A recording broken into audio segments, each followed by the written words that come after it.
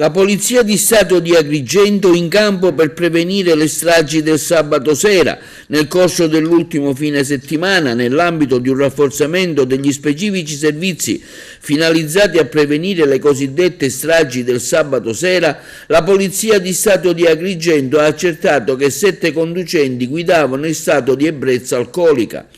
Nello specifico, gli agenti della Polizia Stradale di Agrigento, nel corso dei servizi effettuati a Canicattì e a San Leone, località balneare della nostra città, sono stati denunciati per guida in stato di ebbrezza alcolica 2 uomini di 28 e 49 anni di Castrofilippo e di Favara, essendo stati trovati con valori 2 volte superiore al limite consentito per legge, nonché una donna di 35 anni di Agrigento trovata con un valore ben 3 volte oltre il limite consentito dalla legge. Altri 4 uomini di 17, 19, 24 e 42 anni sono stati sanzionati amministrativamente per guida in stato di ebbrezza alcolica con valori di poco superiore ai limiti consentiti per legge. Nel corso degli specifici servizi, in totale, quindi, sono state accertate 34 infrazioni, ritirate 3 patenti di guida, 4 carte di circolazione, sequestrate un veicolo e decurtati ben 105 punti